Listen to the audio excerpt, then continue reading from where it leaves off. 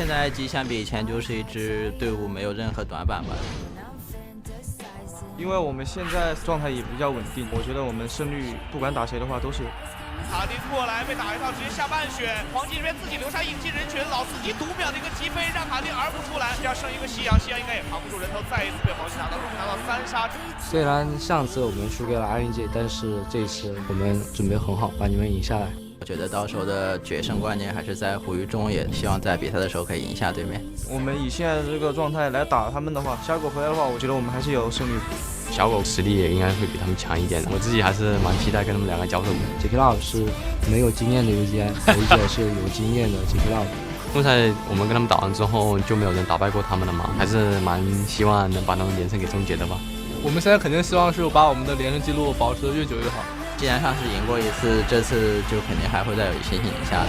天气也变暖了嘛，所以春之虎地马上要回来了。上次我们输给了 RNG， 打到现在的话，我们状态都比较好，我希望这一次能赢下来。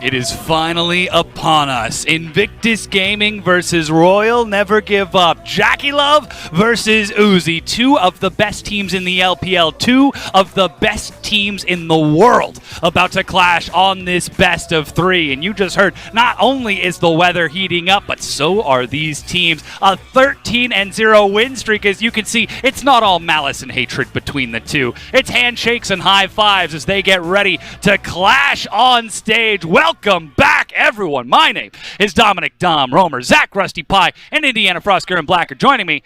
And I hope my hype is not preceding me. How are you today on this wonderful spring afternoon? Yeah, pretty sick. Yeah, all right. I'm just super excited. I am very excited for this set. The SPAC talk just got me even more amped, actually. Yeah, it's super warm out, so I actually have to agree that Xiaohu, Little Tiger, looks like he's coming out of hibernation because it was a beautiful day in Shanghai today. Yeah, it certainly was. And while the play earlier might not have been as beautiful as we would have hoped from our earlier teams in the sets, we have a chance to see a team that is 13-0 right now go up against Royal Never Give Up. The same Royal Never Give Up that went to semifinals in Worlds. 13-1, Dom. Yes. And the only loss that Invictus Gaming have was our season opener, RNG versus Invictus Gaming, which means that IG are on a 12-series streak right now. It's real big for the team. But that said, this is a hype matchup. We can literally pick any lane. We can pick any play style. You heard in the video, they were looking at the mid-jungle duo. There's the bottom lane. There's the top lane. I'll open the floor completely to my wonderful and intelligent analysts. What would you like to talk about today? What have you brought for show and tell? I will actually start with the mid-jungle duo, but the reason that I want to bring that up is about the early game. I actually think that the most important part about this game, what's most exciting about this, besides AD carries, I'm sure we have plenty of time to talk about that, is how the mid and jungle duo should be working in this game, because that's where IG have looked incredible, and that's where RNG could look amazing. But we haven't really seen the same spark from them just yet. And for me, I actually want to see that from RNG with that growth. They can keep up with IG, and I think it'll be a sick set then. Yeah, if they can keep up with Invictus Gaming. I agree with Rusty. Early game's going to matter a lot here. IG are the bloodiest team in the LPL. They have averaged the most kills per minute. They also have the shortest average game time. So there's no way in hell that any team is ever taking them to a late game. So if you want to keep up with Invictus Gaming, if you want to even look competitive, you have to hit hard in early game. They average 1 kill every 2 minutes. So that's how bloodthirsty they are at the moment. And with a 31-minute game time, that is very impressive. So then that said, who are we looking at to instigate this action? Is it Rookie today? Is it going to be Ning? Is it going to be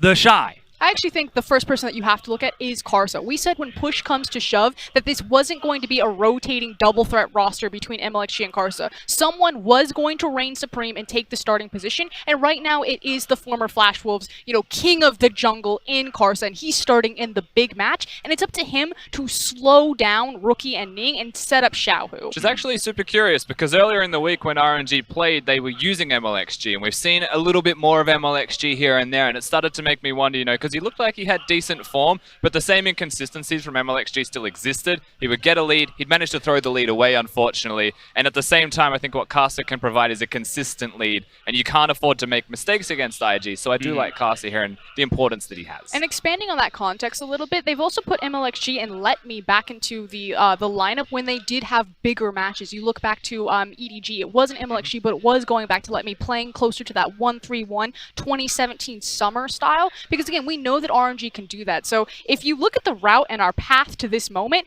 RNG basically took like a nosedive in the front of the LPL. We're sitting around 6th, 5th place, and slowly have been climbing their way back up into 3rd. And a lot of that has been on relying on the old tricks that we already know that this team can play. They haven't revolutionized themselves yet. That said, you contrast that with the likes of Invictus Gaming. They have just been upward trajectory since they've come into the 2018 spring, carrying through the top, carrying through the jungle, carrying through the mid, carrying through the bottom.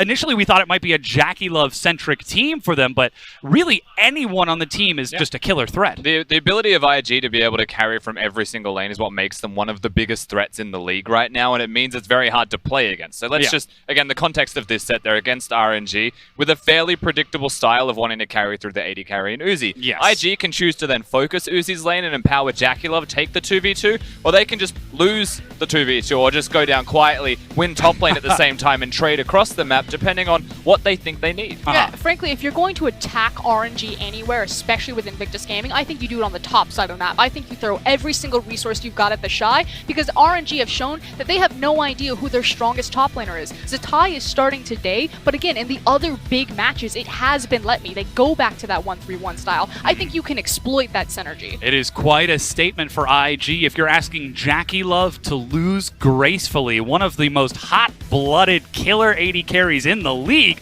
looking across from one of the best AD carries in the world. And that is very exciting for me when you look at the AD carry matchup, of course. Just knowing how much they want to hit each other and how aggressive they both are, but one of them has to lose, right? And how do they do it? We're going to find out with our lineups. We've got the Shy, Ning, Rookie, Jackie Love, and Baolan for IG. And if you haven't been paying attention to Invictus Gaming, get ready to get used to the name Jackie Love. He is the next big deal in ADC position.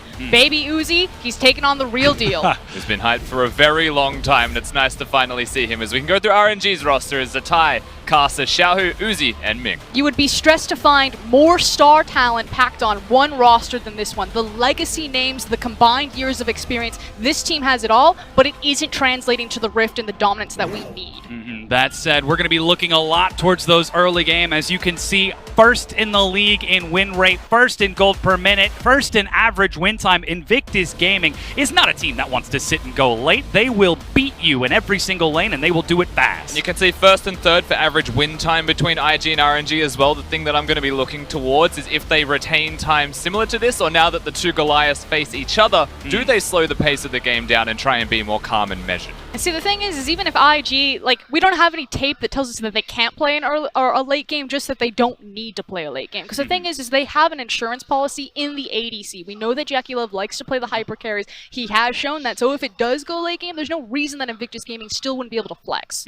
Well, we've actually got a little bit of more information on those AD carries for you to just compare their playstyles down in that bottom lane. Because again, Uzi, he has the highest CS differential in the league at 15. But I want to show you some really interesting stats here. Take a look at damage percentage and then damage per minute for Jackie Love. He does the lowest damage percentage of his team. Again, that showcases why Invictus Gaming are so strong. He doesn't need to be the big damage for his team. Uzi's second for that share. Rookie can take over, Ning can take over the Shy, but that doesn't mean he's not doing damage. Damage per minute, first in the league. That tells you everything you need to know about IG and Jackie Love. And the damage to gold efficiency as well adds to that only further. The fact that he may get less gold than other AD carries, but he still has the most efficient damage output as a result of even getting less gold. I credit a lot of that to Baolan, to be fair, in the way they're able to play the 2v2. It's not so much like the babysit with the Uzi approach, but it's still very effective. That being said, it's almost time for us to get into match. Before we go, though, I have to get your predictions. Is it going to be IG or RNG? Is it going to be Uzi or Jackie Love? I am so confident. Yeah, Go on, please. get in there. Yes. I am so confident in Invictus Gaming. I think RNG are going home in a body bag. I think they're about to get slaughtered on the Rift right now. Savage. I'm the same. I actually have Invictus Gaming as well, but I wasn't going to say a body bag. I feel like that's rather extreme. That's a lot of body bags. I don't think they have that many with them. I do think that it should be a 2-0 for IG. I just think they've got more comprehensive win conditions available. And if RNG's strength is the early game, IG are the early game team in our league right now. And it feels like they're trying to fight fire with fire. Yeah, we're certainly about to find out. It's time for us to get into this game number 1 of our match of the week. Our casters are ready, but first, let's hear from Rookie on his thoughts on the matchup. 也可以很简单能形容出来，阿水就是 J.K. Love 是没有经验的 UGI 是有经验的 J.K. Love， 但是新的选手特别大的优点就是不怕。虽然上次我们输给了 RNG， 但是这一次我们准备很好。 把你们赢下来。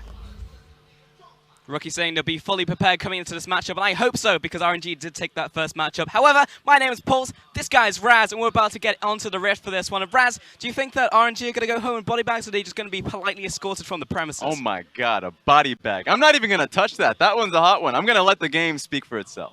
Exactly, because we really need to get into it right now when we look at these two teams, because Invictus Gaming, they go very fast and very hard, but at the same time, so do RNG. They're very much early game focused around these lanes, win lane, win game. This is one of the memes that's definitely corrupt up in the Chinese community just because of the shenanigans that happen on the stream.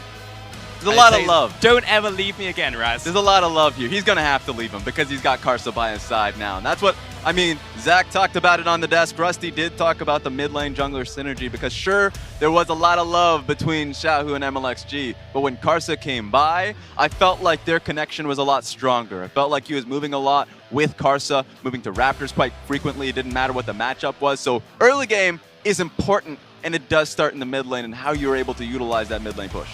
Exactly how does it work around the mid lane, Raz? Because it is Xiaohu taking on Rookie, and not many people leave the mid lane alive after facing down Rookie, but Xiaohu, definitely one of the strongest mid laners in the league. To answer that, I'll say Ryze is a big priority. Sure, it's been a big love for Xiaohu time and time again, but it's just really good in the meta currently. We have a lot of tier build mid laners, and sure, Ryze fits that mold by being a tier build mid laner, but he also just goes in towards a Catalyst as well. And once he gets his Catalyst into an Abyssal Mask, or if he just decides he needs more damage and goes into Rod of Ages, he takes over matchups, unless if it's just like a resolved mid laner. So a lot of this comes down in mid lane push, and I really do wonder if Rookie's going to pick up the pick himself, or if he just bans it out. And what's exciting about this matchup is are so many ways for the teams to play around in this matchup that the priorities can be entirely different going from game 1 to game 2. But we do have the bans. Invictus Gaming will be taking away the Galio, Sion, and Swain. Definitely become one of the strongest picks currently in the LPL, matched by Varus, Xayah, and Sejuani. You gotta wonder what Invictus Gaming want to pick for themselves as first pick. It's very odd to see first pick decide to ban out both Sion and Swain. Swain is a great blue side first pick, just so you can then flex it between both mid and top lane. Invictus Gaming actually prioritizing a jungler here, taking up the Olaf for Ning right here, so not looking towards the solo laners just yet. Okay, starting right off in the jungle. Olaf is great in the sense that you could create a fast clear time for yourself. You could even start on Raptors, get yourself an early start, just kind of messing up the jungle's timing on where you are currently starting on. So I want to see what RNG pick up for themselves. Karsa's been a great Skarner player, so he might pick it up for himself here to answer him out. Well, we just got the answer to your question. You just asked who's going to be picking up the Ryze. Well, it goes over to Xiaohu right here with that first pick. There's a hover over Kai'Sa, and while we've seen it a couple times already in the LPL, coming into the bottom lane from SMLZ and also Chelly, it is 8.5 Kai'Sa, and those were games where you were looking to style on your opponent, so probably not going to see it until the 8.6 patch hits. However, Kha'Zix will be locked in for Karsa. Yeah, Kha'Zix, the one we should take seriously is the fact that it shows RNG is all-inning on their early game, specifically the mid lane. There was a lot of discussion about mid lane jungle synergy, and the fact that you now have the Rune Prison setting up for, of course, Kha'Zix coming in with a jump in, that is a strong gank potential, strong 2v2. You do have to wonder, just because Kha'Zix does have a slower clear, if he can match the Olaf here. On the opposite side, Invictus Gaming will lock in their bottom lane right here for Battleland. It will be the Braum pickup now. And Invictus Gaming, will they look towards the AD carry as well instead of looking for a solo laner? I think they should. I'm wondering about either Caitlyn. I guess Kog'Maw is going to be the go-to pick, but it forces RNG to pick out a mid laner, an AD carry themselves. If they don't, then immediately IG are going to start banning out the Caitlyn, perhaps, going into another pick as well. Just because Varus and Zaya got banned out by RNG, it's going to pinch Uzi's pool. He has to start here. Exactly, RNG have already done the legwork for IG unless they pick the AD carry right now for Uzi in the bottom lane. 5 seconds left. They're actually thinking, they're actually maybe going towards the Tam Kench and give some protection to the AD carry because we know Uzi can play pretty much everything under the sun. And this is when we start really speculating on what Uzi wants to pick for himself, because he's saying that it doesn't matter what you end up banning here. I have a pick I can go towards. And we've seen fringe picks go up against the Kog'Maw. We've seen the Vayne. Uzi's gone towards Vayne in the past. And honestly, Karsa was hovering over Kai'Sa. That might be the pick as well. So I want to see, especially since Tahm Kench allows those lanes to have an even laning phase. A lot of protection down there. 100%. Varus has been taken away though. Definitely a pick that Uzi has been picking alongside the Tahm Kench, but Talia will be banned away from Rookie right here. And Invictus Gaming, of course, going to start banning some of those AD carriers away, specifically the ones they just don't want to play against in the hands of Rookie. Yeah, and you know what? Caitlyn is a no-brainer. I do wonder where IG ban next. Jhin is a good answer, but Uzi is not a Jhin player at all. So I'm not expecting Uzi to pick up the Jhin himself, even though there's a lot of lockdown on the side of RNG, and adding that extra bit of lockdown makes it a lot of better. Yeah, Tristana makes a lot of sense there. So the hyper carries being nixed out of the pick. Yeah, obviously misspoken. And Uzi for the AD carry role. Rookie is definitely not an ADC. RNG will ban away the Orianna though towards Rookie in the mid lane, so taking away some of his power picks, but Rookie still has a bunch he can bring into that middle lane. RNG now. We'll see if they pick up their AD carry here or choose to put it last. Yeah, it's either that or their top laner. They can still show Ryze to be their top. Ezreal's a safe one, almost forgot about it. That's the Uzi special where he goes for poke within the lane. Tahm Kench has a bit of poke himself with his Q, so you can look to kind of pressure down the Kog'Maw early on before he gets his own Quincy's. What's interesting is Uzi pretty much picks the Ezreal into almost every single matchup and is one of the only people in the LPL who can actually make it work. Just because of the pure mechanical skill we've seen come out of Uzi so far in this split. Invictus Gaming have to lock in the mid lane. They have to lock in the top lane here. The mid lane will be the Cassiopeia. This is special here just because they are respecting that Zatai can pick up the Ryze himself. He's done it in the past. So now, of course, Cassio's the potential mid lane counter. And if you are the Shy, you're like, what is good against Ryze again? Maybe Jace, perhaps Jace. So he could just go towards, actually, left turn. Playing it safe. We'll go towards the Ornn here in the end for the Shy in the top lane. Actually moves towards the tank, and this is definitely a rare exception. If you haven't been watching the LPL all split, Invictus Gaming very much like to give the Shy some carries, some bruises in the top lane, more often than not over the tank. So picking up the Ornn here, looking to play towards the team. The emphasis going to be on JackeyLove and Rookie. Yeah, in fact, we'll talk about this as the game goes on, but the last time we saw both of these teams play, it was Duke in the top lane, and he picked up Ornn himself. It was IG playing away from team fights because they found out that they were much better players in lanes and they weren't as strong as these other teams when it came to just outright team fighting. This is going to be a good test for Invictus Gaming if they can match RNG in that case. And at the same time, RNG will lock in the gangplank, seeing the Ornn in the top lane, saying, well, Zatai, you can go up there, you can probably farm against this pick, and then we'll see you in the mid game. We'll see you after you've farmed up. Hopefully, we aren't going to see the same type of gangplank shenanigans we saw in the last set, Raz, because that was a little bit ridiculous with a 6,000 goal lead over just his lane opponent. Yeah, you know, Flandre can show you what you can do if you have a little bit of talent with the pick. And I know that Zatai, a very talented player. I say player because it doesn't matter what lane he's in, mid lane or top lane. He can make it work. I like what RNG is doing, immediately putting the carry pants on in the top lane. A lot of wonder, a lot of worry for teams who go up against Invictus Gaming is if their top lane can take the hurt. But Invictus Gaming now have to worry about Zatai in the first game. And the Shy will have to be the one in the top lane to try and contain him. We'll see how his synergy is with Name, because we have seen it to be very strong so far in the 2 versus 2. Try and shut down that gangplank, and of course look to their other lanes, because Cassiopeia will have the preferential matchup into the Ryze, and in the bottom lane as well, priority pick on the Kog'Maw. This is what's so fun about these two teams playing up against each other.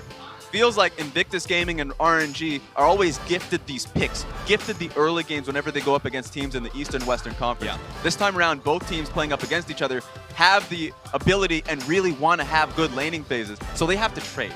You're going to have to go up against the counter pick. So it's now RNG that's saying, you know what, we're going to lose out in the mid lane. We're going to have tough times going up against the Cassiopeia. We're going to have to play around a loss in that lane and hopefully now amplify these side lanes to work for our case. And the same thing goes for Invictus Gaming, where the top lane is not a winning lane any longer. Well, definitely going to be a grudge match for Invictus Gaming. The only blemish on their record is RNG at the start of the split. We'll see if they can take it, because 2 immovable objects in the early game. Who's going to reign supreme?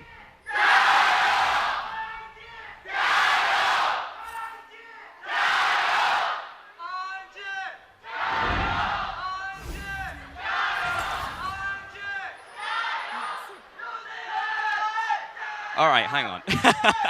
Of course, we've got the Uzi chants coming out as well.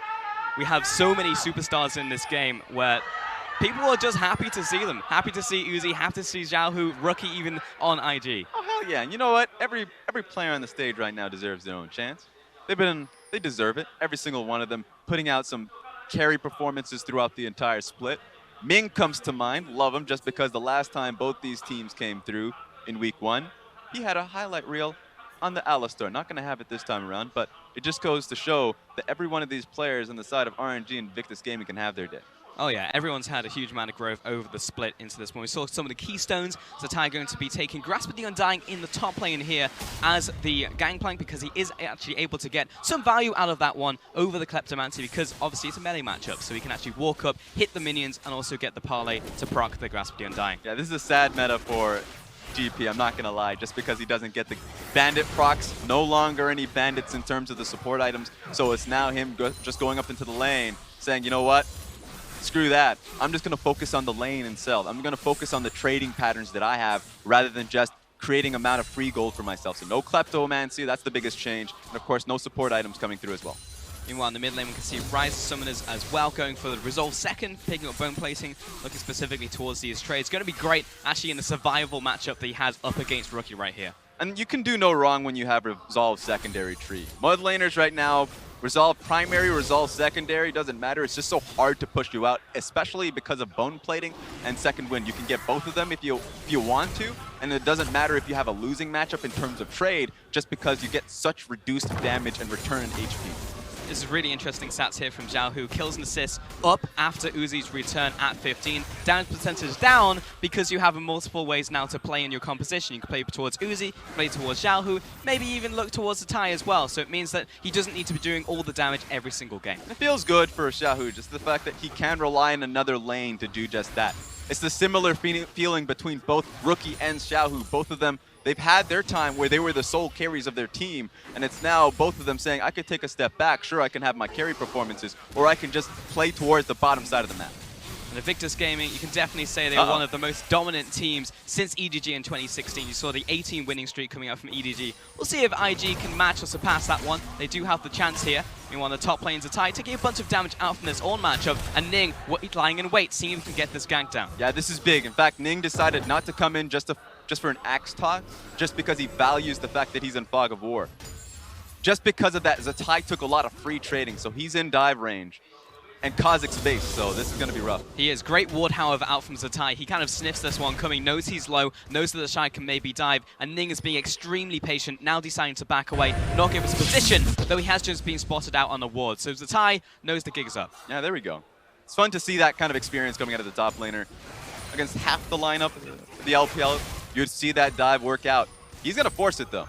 He is. He's wrapped all around the backside. The Shy is going to be the first one to stank up this tower. Ning coming in from behind as well, looking for the undertow. There's one last tower shot. And Shy, he managed to survive, but Ning actually goes through the tower. And because the Thai traded autos, that's going to be a 1-for-1 trade. Yeah, it's a little awkward. I believe Ning autoed the turret to start with. So it comes down to execution on that dive. It's usually that difficult, especially with the HP in which Zatai healed back up with. So you're going to have to trade if you didn't play it perfectly. They didn't play it perfectly, so down goes Ning. On the bright side, there was no return kill coming out from Carter as well to make that a 2-for-1 as the Shy managed to creep through vision. And at the same time, they also managed to get an assist into top lane. However, Ning was the one to pick up the kill. Yeah, and still ultimately that kind of lead. And that being said, Rookie has to peace out. Yeah, Instinct Cleanse coming out there, realizes that if Xiaohu gets the full duration on that Rune Prison, he's probably going to die to Carter coming in there as well, the isolation damage. You got to protect yourself.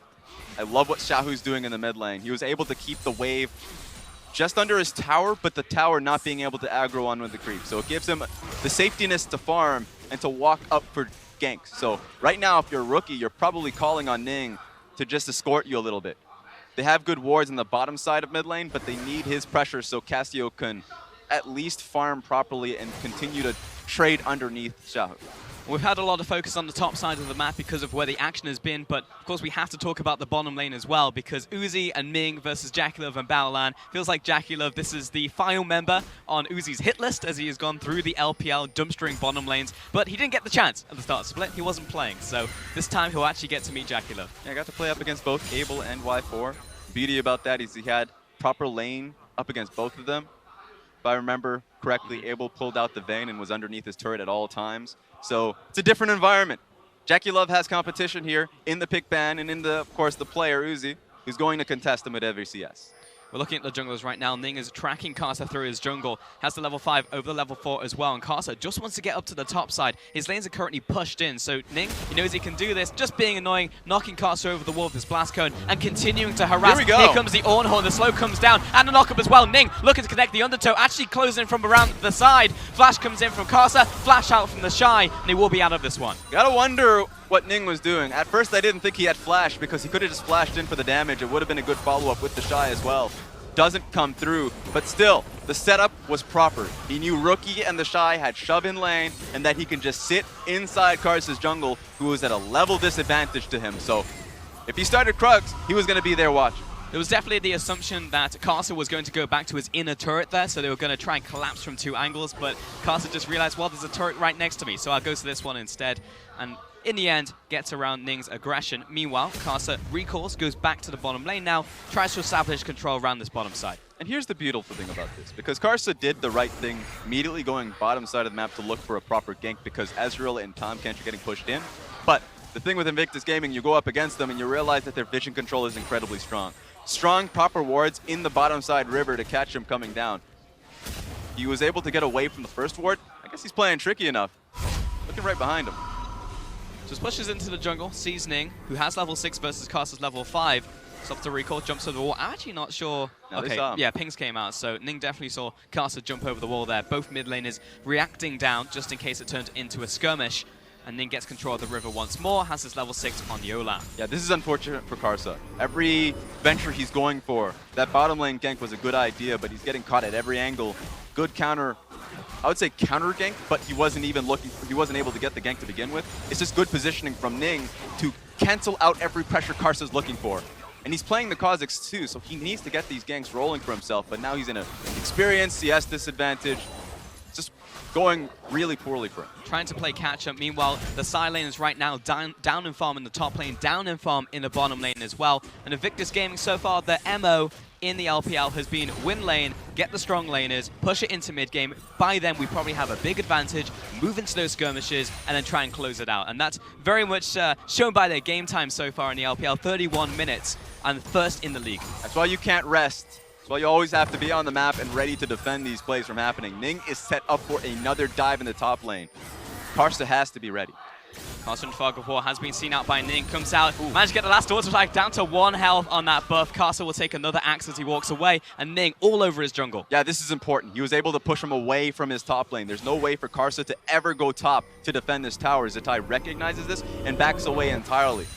Sure, that's a smart decision from Zatai, but it's an unavoidable truth that he's losing a lot of experience, minions underneath the wave. It's definitely refreshing to see a team properly utilize the pressure that they have in the mid lane and top lane right here. Ning looking towards the mid lane now. Xiaohu pushed towards the turret. Ming comes in from the bottom lane, trying to assist Xiaohu with this one. This is just full defense on the side of RNG. I mean, like, what can you do? Quite honestly, it's because Ning is all up in your face, but it's smart from them to bide their time and wait for a mistake from Invictus Gaming. I'm specifically looking at, I would say, mid lane. Right now, the Ryze is doing well for himself, and he needs to be defended. There's an opportunity for that gank to work, or at least a 2v2 to work in their end. Comes down to the execution. They can take down Olaf. He's still squishy. He's right behind Xiaohu in the mid lane as well. Connects the first axe, and he's activated the Ragnarok. He wants to go all in. He takes down Xiaohu. Rookie under attack from Karsa, and Zatai in from the top lane. Ornhorn comes through. That's another 2 kills going down. Ning flashes over the wall, and the Shy, he's located. What? In the bottom lane. That was a 2v2 kill. There's a lot of action happening here. I just want to start in the, unless if Uzi gets dive. Actually, they're looking for a bow down with the heal, getting the speed of flash forwards. Flash return from Uzi, getting out that Winter's Bite. All right, this is when we got to rewind it just a little bit. Talk about the mid lane a little, because that was to be expected on the side of Karsa. Karsa needed to be mid lane to look for a counter gank, and he did. It was a little too late. He didn't expect Ning to be looking for it that quickly. It seemed like Ryze was close enough to his own tower, but the problem is Rookie still had flash. Yeah. So the extra damage was going to come down. He was going to be able to follow up. We're looking at the bottom side of the map to see how Ming got caught out. And it's the usual. If you get caught out by the Braum passive and you get run down, That was the exact Wow. timing the shield ran out too. That feels bad, man. Ming flashed away as well, literally the last second. He'll drop in the bottom lane. Unfortunate for sure, but a kill going up to JackeyLove this early going to be great for that Cogmore, extending him and pushing him towards this early Guinsoo's Rage Blade in the bottom lane. This goes to show that the early focus that we were looking towards the bottom side, the poke idea to set JackeyLove behind before he even gets to that Guinsoo. Sure, he hasn't had it completed yet, but it's already mission failed. You're well and truly behind, 10 CS behind in the matchup. Assuming that Ezreal can actually pick up the wave that's crashing underneath his own turret. And he's about to pick up the strongest item for himself. So JackeyLove is well ahead of the pace here. Meanwhile, in the top lane, the pressure from Ning means that the Shy can step up, get the most of that demolish. Meanwhile, Rookie 2 versus 2 pushing into the jungle. Wards come down. They see Karsa. He has to back away. Another contest now onto this Raptor camp. Ning will get all of it. And Xiaohu will have to escort Karsa down to the bottom side of the jungle now to really just eat the rest of the scraps in his jungle. Ning just still waiting in his top side. And this is why we don't see Kha'Zix, honestly. We see it a few times, but only later on in the draft when you recognize what enemy jungler you're going up against. If it's a Jarvan, if it's a Sejuani, something that you can get some breath on. You can look for ganks. Ornhorn comes in, Ning from behind as well. Get the slowdown. Predator comes through. Axes are following. Karsa arrives into the play. There's lots of damage in return onto Ning. Run. Flashes away. Karsa with the follow, but he's not quite in range. I looked up for the juke, but Karsa too fast on the trigger finger. It will be a 1-for-1. I mean, Karsa's there, like he's at least there to respond, but he can't do anything other than that. IG are still getting holistic advantages. I mean, Xiaohu's here just to pick up the wave. I don't know. I feel like he can't protect this tower. Well, he's cleared out the minions, and now it has backdoor protection, so this is going to be a little bit annoying now for the Shy, especially because he's tanking tower aggro. Xiaohu may look for the chase down now, and there's also the Gangplank ultimate in from base, raining down, covering fire, but Xiaohu is slowed down by the Shy. Can he catch up? He doesn't have the flash, he's out of mana, and the Shy gets away. That's just sad days, but at least they protected the tower. I said he couldn't do it. 44 HP. That's going to hold on for a little bit longer. That was so sad for the Shy. He was CC'd just outside of auto attack range, so he couldn't hit the tower. In the end, Xiaohu pushed him away from that one, but that is literally just a breath. Someone could blow on that one and it would fall over. Meanwhile, RNG looking towards the vision control once again, and I actually do want to draw some attention to the vision game so far because we just had so much action in the early game. It's been difficult to talk about it, but Ning has done a fantastic job of sneaking around a lot of the defensive vision that RNG has placed down so far, and there's been a lot of it. Yeah, there has been quite a few. The issue is that I'm just surprised that they're able to get the wards down with how much they're getting pushed off. That's why Ning is not making the extra effort of checking these bushes. That being said, doesn't matter if you're seen in these wards, just because of how quick Ning is and how focused he is on the next objectives. Essentially calling out to the enemy team, yeah, sure, I'm making my way towards the bottom lane. What can you do about it? Looking towards Xiaohu, he's thinking about a round warp into top lane, but he doesn't have it right now, so he's going to have to take the long route, the scenic route into top lane, look for the 2 versus 1 as the Shy is continuing to chase after Satai in this one. This will be a long run back to the tower, but he does have the teleport coming in from Baolan actually in the bottom lane. This will turn into a 2 versus 2. Ornhorn coming through, gets knocked onto Xiaohu. A 2 versus 1 now as the Shy has completely abandoned his mid laner. Now walks back into the play, but Xiaohu is almost dead. Double knockout out from the Shy, and Rookie is zoning away any support. Xiaohu, he's backing up through the top lane. There's a warding kind of barrel there from Zatai, but now he's under attack from the Shy and Baolan. They'll get the slowdown, looking for the concussive blows, but the Shy is low himself. Baolan will get the kill. The Shy will not fall. Yes, he will on the end of the tower shot. Meanwhile, the bot lane, Uzi falls. JackeyLove 1 versus 2 right here with me, but he still managed to get it on the Tam Kent, and Ning, the last remaining member in the bottom lane. Are you kidding me? IG want this Oh fight? my god, it just doesn't stop, Raz. Xiaohu now under attack in the top lane. Petrifying Gaze will be flashed away from by Xiaohu. This is just lane kingdom from every single lane on the side of Invictus Gaming. RNG are trying so hard to break this up, even bringing Xiaohu to the top side of the map to at least kill the tank, right? That should be easy. But suddenly, Baolan comes into the top lane with a teleport, and Cassio follows through. We didn't get to see Cassio for such a long time just because she was able to find Karsa and track him down. But while all of that nonsense was happening, guess who's going to be supporting JackeyLove in the bottom side of the map? It's Olaf. And Olaf, of course, does a lot of damage. They think that they can get this 2v2, or at least the 2v1, just because they only find JackeyLove at the last moment, so Uzi dies. This is just insane, and all of this is made possible just because Invictus Gaming's vision control allows no information to be presented to RNG. RNG doesn't know that Jackie Love is coming. RNG believe that maybe he's going mid lane to just support the wave since Cassio went top lane. Assumptions are coming through, and all of them are being debunked. And at this point, you kind of have to make assumptions because of how fast this game is going. You don't have all the vision. There are changes on 8.4 coming into this one, of course. Like, there is less vision on the map. So you play so fast if you're IG, if you're RNG. When both of those things collide, you just have to make assumptions. And if it's right, congratulations. You probably just won the play. We've seen some fast Invictus Gaming games. We've seen some really quick ones. This is possibly the fastest pace I've seen. And it's all on the fact that Ning was able to just nail down where Karsa is at all times, and they just committed to the fight consistently because the top side of the map is working so well for them. The movements are just so fluid in from Invictus Gaming. They rotate all that pressure now towards that Rift Herald. They pick that one up, move towards the mid lane now as well, with Jackie Love setting up the wave. Rookie in from the side, Ning in the bush, spawning Rift Herald, looking to crack the last remaining outer turret. All right, you know what? Uzi sent out that ulti to get the chip at the minion wave. There's still one minion left, but this is going to do a lot of damage, and it should just clear this one out. So hopefully just to defend the inner tower. This one's gone for sure. Invictus Gaming may still look for another push as they clear out this minion wave. Bottom lane minion wave is pretty large, and it's grouping up. They're just committing to the mid lane wave when they had the option to go bottom. Stepping up to this one, they'll take it down to around half, but they're still tanking using that Cassiopeia. They have the minion wave coming in, and they know they have the Shy to zone this one away. Hey, I don't even need this Ram. I'm going to send you the direction, and you're going to back away, RNG, because we're still pushing. That's just stimulating. Oh, we could dive you, but it's going in the opposite direction. It's a foul play. It is, but it is still another mid lane turret. 4 towers now to Invictus Gaming, leading this early game against RNG. All right, this is possibly the one moment RNG can have in terms of taking a deep breath and figuring out where First time we at. get to have a deep breath as well. True. That's fair. So if you're in RNG, sure, the next dragon, I think they can disregard that. It's a good dragon. Cloud Dragon is fine, but at the pace in which they're losing out and bleeding out blood, and gold, I mean, they should just look towards which carry needs gold right now. It should be Gangplank. Gangplank has himself the Trinity Force, and as long as he's able to get towards the next item, could be a crit build, but in this case, should just be a Sterix Gauge, then they can play around the strength of GP, playing with the team, roaming with the team. They can get a proper triple barrel onto any of the frontliners, honestly, other than the Shy. If the Shy is not in the play, then they can look around forcing a fight off of that. That's their one hope, because otherwise, they're really lacking damage other than that. You would look towards this team and say, you know what, RNG has a pretty high damage composition, but just because of how far behind Karsa is currently, I don't see it.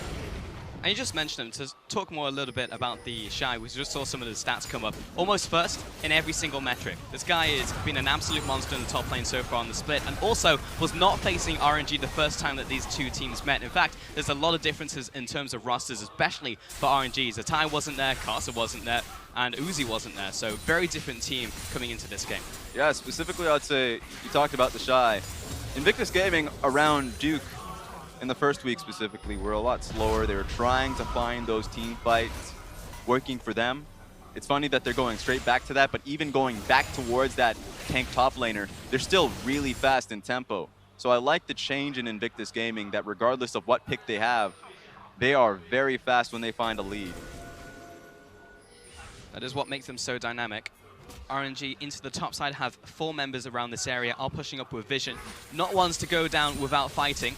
Especially if they can find this pick onto Rookie as well, because Karsa has managed to sneak in with the mobility boots and the stealth. Xiaohu cutting off the escape route, in with the Tam Kench as well. Rookie is by his lonesome. Instant response to the teleport. Dodge away from Ning with Petrifying Gaze. In comes Uzi. He wants to finish off Rookie before there's any response from Invictus Gaming. Strong play from RNG, and it was so good that at the side of Invictus Gaming, they decided to piece away from that. They didn't want to commit to the teleport. They decided to leave it be. The Shy didn't want to be any part of that. So that's one pick on the side of RNG, and they can stall for some time now that Baron's up.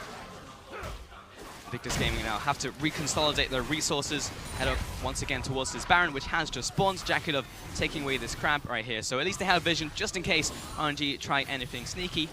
Uzi will get his hands on one of the first red buffs I think he's even seen this game. So just picked up 2 items currently, Raz. For me, taking a look at the builds, right now, Uzi was able to just get his Muramana. So he's at a pretty strong place for himself right now. He's the Blade of the Rune King. That's going to take some time to build for him. Actually, he's going straight into the armor penetration. I guess he just wants to be able to deal with the Shy getting the poke off. So that's interesting. That's an interesting way to diverge. He's not going to be doing real damage for his team for a little bit. So it's going to be on Rise and the GP. Rise just finished up his own Seraph's Embrace, so they're finally getting to some strong points in their itemizer.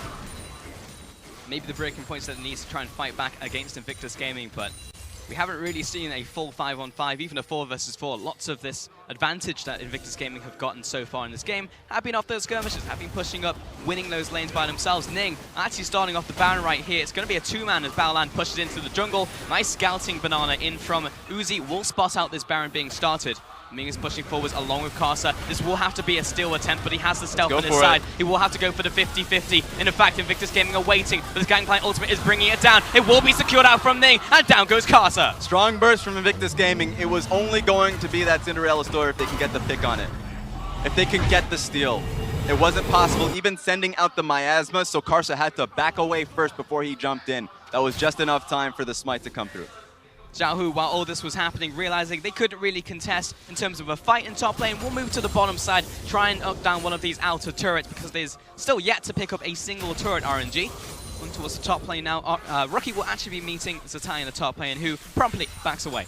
Yeah, if you're RNG, turrets are, I would say, step 5 in the 5-step scenario. I'm not even saying... What are the 5 steps, Yeah, Raz? I'd say the first step is just looking for any pick possible, any kill. Okay. Thankfully, they were able to get the first one onto Rookie. That's nice. They found somebody who was split pushing that shouldn't be. They were able to get the kill. It's going to be a lot harder to find that kind of same groove just because with Baron buff on top of Invictus Gaming, they're just going to group as a team. So they're going to have to go straight to step 2, which is just team fight and hope for the best. So right now, I'm looking at Zatai. If Zatai can get a proper ulti, maybe look to just dive straight through onto Jackie Love and completely back away. That would do the trick. It's just hard to say just because Rookie has his own ulti. So if they ever find a way diving straight to the back line, that's an easy answer from Invictus Gaming if they have the Cassio there. Balan stepping in front of good old Cannondorf. He's going to be knocking down this tower, tanking up all the shots coming in from Uzi as well, trying with these Mystic shots. Eventually takes him out. Meanwhile, on the bottom side, the Shy is still pushing up to this tower. And the Shy, or rather Zatai, is trying to, just realized their names rhyme. Zatai is actually trying to clear out this minion wave using these barrels, but that's so much damage coming in from that Demolish. What happened to Jackie Love's HP bar? I don't know. I have no idea, Raz. I honestly wasn't watching at the time. I'm only going to assume that Xiaohu was able to get a link onto him, so he got a lot of damage underneath. That's going to be really rough for Invictus Gaming. That's going to be a good opportunity for RNG if they take it. They've knocked down the tower at least, and the bottom side is also dead. The two-pronged assault is going well for IG. However, the damage from Uzi is starting to ramp up, and RNG look for the chance to go for this fight. Nice block from Baolan, and the Shy is looking to return some of the CC and get the rest of his team out alive. Or if someone overextends, turn onto them, because Invictus Gaming over this wall. For now, though, they just want to get out, damage control, and leave. That's just really annoying on the side of RNG. They really can't do anything to track down Invictus Gaming. Braum ulti was still available too, so they were able to get past the miasma, the constant axis slowing them. They were able to get past even Jackie Love's E. Then you just have Braum E, the ulti. There's just so many ways to deny a team fight coming out from Invictus Gaming that RNG need a miracle run. They really do. It was a miracle enough to find 70% of Jackie Love's HP, but you're not going to have that presented to you next time unless if he just takes the turret. So this is going to be very rough for RNG. They need to be creative. IG just plays so hard and fast as well. It means that once they have that advantage, they will be oppressive. They will push up into your towers, take them down if you're not looking. And RNG, a very similar team in fact, but when you're on the back foot, really difficult to scrabble back up that hill. And Invictus Gaming getting all the health back, buying some items, move back in towards the mid lane, look towards this inhibitor now. And they have this cannon minion once more, just slowly chipping away at this one. Shy always constantly looking out for these potential catch opportunities onto the tie, onto any of these carries. One inhibs down, moving towards the bottom lane. Jackie Love has a big amount of chunk damage, but Xiaohu will have to be gobbled and sent to safety, courtesy of Ming. The bottom lane, again, more zoning coming out from the Shy, preventing them from pushing up. This could even be a pick onto Uzi as well. Invictus Gaming get the first. They look towards Karsa and RNG. They have to back away. When you're so far ahead that the base damage of Ornn ulti just chunks down the Ezreal, you know you're in trouble. Flash was still available for Uzi, but he didn't expect it. It's 25 minutes and IG, they're looking for the win. 5 versus 4, double Nexus turrets. Who cares? They're pushing up. The Shy is able to tank both of these at the same time. Rookie is zoning away Zatai. And the team is able to engage once more, taking down Xiaohu in the mid lane. The carries are dead. Karsa jumps into the backline. He tries to assassinate Jackulov, but the team says no. Zatai goes back to the spawn pad, and IG dominate RNG in game 1. My God, talk about a body bag. They haven't zipped it up just yet, but they've placed it on the ground. Invictus Gaming are messing up RNG. Not even 26 minutes, Raz. The typical game time, their average to split is 31 minutes. In fact, look towards RNG, 32 minutes as well for them. They're third currently in terms of game time, and that one was way ahead of the clock. That was exhausting even for the audience. I feel like I just went through a workout. Same, I'm sweating. I'm sweating bullets.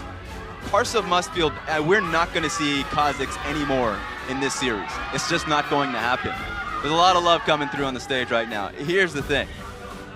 Kha'Zix, fantastic skirmishing champion. I get to talk about it now just because in the game there's just a lot of nonsense happening. Anytime. You're going up against Olaf. You're going up against Skarner. All of those champions are going to be miles ahead of you in clear. And one thing that Kha'Zix is great at is ganking. Gank pressure, 1v1 pressure. It's going to be hard to 1v1 an Olaf if you don't get the first crack at him. And Olaf is much faster than you, so he can get to Scuttlecraft first, he can get to the lane first, he can get towards your camp first. If you're a slower clear and you're so focused on skirmishing and you can't do that well if you are behind in the pace, that's what Karsa had to experience this game. And because of his own experiences, it bled into the top lane. Zatai had to evacuate his own top lane. And it bled towards the mid lane. Xiaohu has eaten a lot of axes, and it's all started from Ning's pressure. Exactly. On the flip side, you have to look towards Ning. I'm glad we got to see this early game, because I actually think back to your tier list, Raz, when you were rating Ning very highly. It's like, yes, he has these very strong laners, and this is like, well, it's very easy to be a strong jungler, isn't it? But we actually saw in this game how Ning is able to shut down someone like Karsa, who's one of the strongest junglers, not only in the LPL, but also the LMS. Oh, yeah. You know, if you are a jungler and your role is simply to protect your perfect lanes, it's difficult to stand out. And I think Ning has stand out because consistently, he protects his lane. Consistently, he is that shield. My God, I felt like Karsa tried so hard to break that bubble, and every single time he met that bottom lane, he was like, "Actually, I need to run out of here. There's an Olaf chasing me." Yeah, Ning completely shut him down on that low. Fantastic to see, and also the priority pick coming into that matchup. However, that's enough from us. We're going to send it over to the analyst desk to take a look at game 1.